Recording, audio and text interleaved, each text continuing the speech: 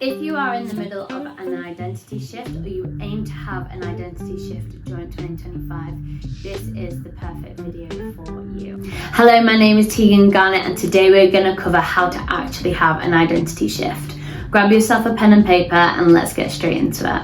If you are in the personal development space, you'll have heard of the concept, have to become the person to be the person. Essentially, attain all that they have and get to experience. Likely you'll have a really good idea of who you dream of becoming. Personally found that you can't really change anything until you humbly admit all that you are. You are exceptional and brilliant, and life itself, you want to change something, it's usually due to disappointment that you already hold within about yourself or your circumstances. The first exercise that I'm going to suggest can be a little bit emotionally raw. You need to create the dream person, all the things that they have, and on each one I want you to kind of either focus on the opposite or what you think you already are. If you are a very avoidant person, you want to be having constructive conflict. If you want to have a big booty, it's probably because you got a flat one right now. If you want to go on 6 a.m. runs, what you are currently doing, probably doom scrolling until like 1 a.m. in the morning.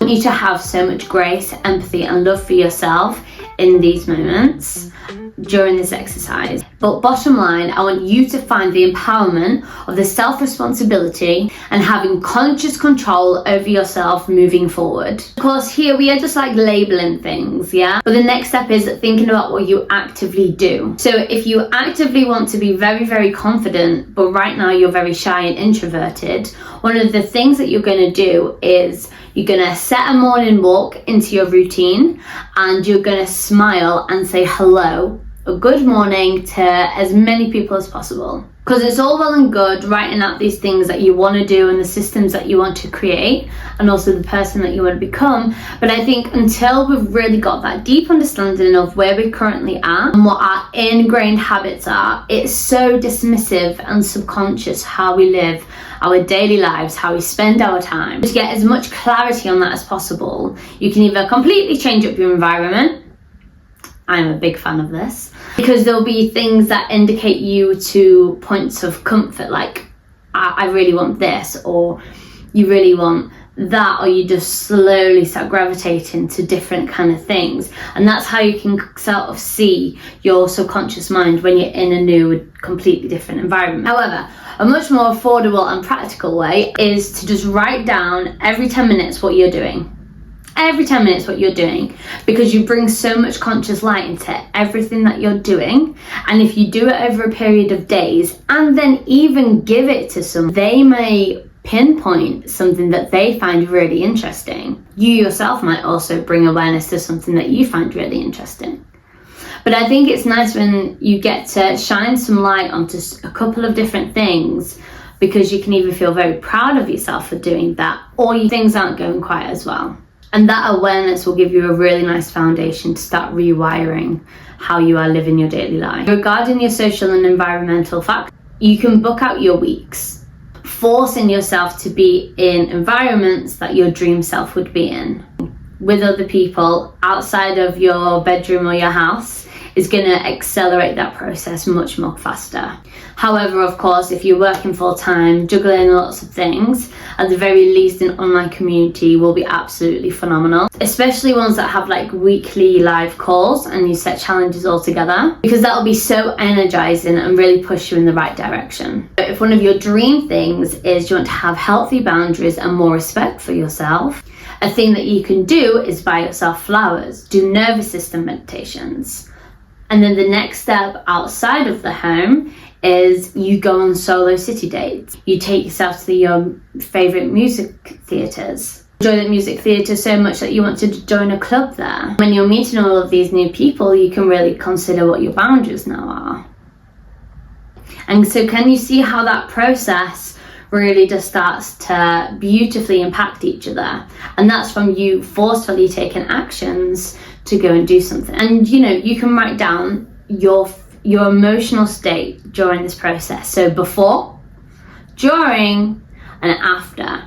And then the next time you do it again, maybe your next city solo date, before, are you less anxious or more anxious? And when you do it again and you do it again and you keep reflecting upon your internal states before, during and after, you get to see your progress of internal strength and enjoying yourself with yourself. And speaking of emotions, when you are changing, doing new things, being in new environments, being around new people, it is of the utmost importance to bring awareness to the negative emotions. But I almost want you to disconnect and analyze them, because I don't want you to get caught up in them. There may be a variety of setbacks, criticisms, you might just generally feel exhausted, wave of self-doubt that you never knew that you had, and typically new interactions that you're not really sure how to navigate. Whilst all this is incredible because it's out of your comfort zone, well into your stretch zone, if you do start going into that panic zone, just remind yourself that you are alive, you are okay, everything's going to be fine, and this isn't supposed to feel familiar. That is why documenting your emotional state and seeing the progress is such a motivator long term. So much so that the very thing that you found so overwhelming and so daunting is then the new norm. It's effortless. You're yeah. That is huge progress. And that is when the true identity belief comes in. Favorite quote: if it is humanly possible, it is humanly possible. Period. Through doing things enough times, you'll find your own unique way to do them. No two ways or two people are the same. So how you do things is going to speak to you. And regarding your goals, your environment right now may align so well with your goals that you can just easily do it. However, this is usually the case for myself. So painful living the daily experience of myself that I couldn't find comfort in not doing the thing that I knew would help me change. And so I found more comfort in the hardship of doing the task. And in the end, I had built up so many systems that I didn't really think about it. I wasn't thinking about the goal, I wasn't thinking about the identity, I wasn't even questioning how I was going to do it because I already set up all of these systems and I got into a real good flow. And then when you reach your goal, you're in amazement, disbelief, and you go back through all of your journals and you're damn, I hit my goal. And you're wow. And then you reflect and you realize, because you're how did I get here? You're I have no idea, but you do. You set up so many systems, you trialed and errored things, and you kept persistent to continue it in a different way and approach things from a different angle. And so no dream or identity is too big or too small. However, how you create systems and the ability to reflect on your progress is everything. Your progress will make you feel mesmerized about yourself, and your systems and common actions will get you there. Now, if you do hold a lot of trauma associated to your identity, I want you to rewrite them in a way that is less victimized and much more empowering and more aligned to this dream version of yourself. Because the person that you are desiring is who you already are deep down. Because you wouldn't be disappointed with how you're already behaving. You already are them. You just need to tweak the things that you are doing to be in alignment with them. And then you will feel the pride and the joy. Stay with me. Please stay with me. I get it. If your situation isn't painful enough and you don't really have that drive to get up and go, you have all of these goals, but there's nothing internally that's making you want to go after it every day. Or you have stories of yourself failing at it, oh, I tried that one time and that just doesn't work for me. I just don't think I can achieve that. Oh, it's just not for me, even though you actually really desire it. You kind of need to do the process I've just explained, but in the opposite direction. And a big part of that is healing stories about yourself. Absolutely adore the quote. I am not what I think I am. I am not what others think I am. I am what I think you think I am. I love it so much. Because it is such a beautiful reminder that we have no idea what other people's perceptions of us are. We have literally no clue what's going on in somebody else's mind. We have no idea. So I welcome you to lovingly challenge all the times where you just got a bad vibe, or you felt misjudged, or you felt like you got a shitty look, or that person just knew something. Because your interpretation of that interaction may not be the actual reality. And if we do carry paranoia and insecurities, every single person does. Like, the person you have put on such a pedestal still has fears. They still have fears that they are unlovable, they're going to be disconnected, misunderstood.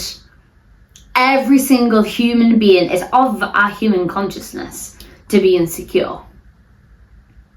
So when you thought that that girl was looking at you, looking at something that you are insecure about, it's likely she might not have been.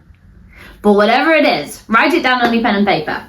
Anything that's coming up, I just want you to write it down. And so if you're holding on to a narrative, I want you to make such a conscious effort to pinpoint where and how that was made. And then also how you've carried that with you for such a long time. It's a really, really good exercise. And I'm hand holding you here. Write down, I think, an important person's name. Somebody that you love. I want you to do this with the top 3 people that you absolutely adore. I think person enjoys these qualities about me. Write them down. I think they disenjoy these qualities about me. Because when I have done, they said, which made me feel like I have to do so they can.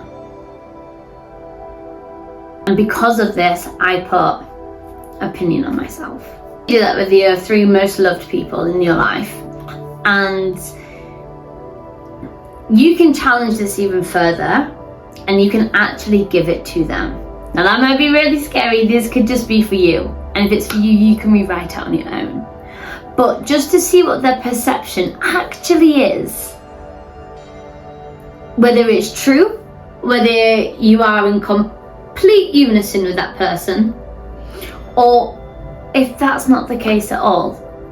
And maybe you may even give them an opportunity to reflect on their behaviour.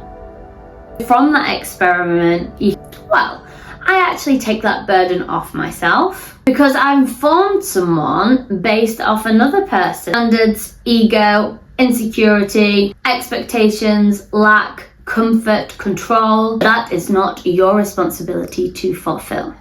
And so again, I welcome you to rewrite a very, very empowering narrative away from any kind of shame, guilt and pressure. Align such narratives with your dream identity, with the person that you rightfully deserve to be. A person of pride, a person of sincerity, a person of good faith. And as a result, I hope you will experience a very wholesome, honest, and an empowering realness that proactively changes your stories, your beliefs, your emotions, and your actions. Now, your actions aren't forced. Your actions are now respected wholeheartedly in a way that is of ultimate self-care and self-worth. Almost unquestionable.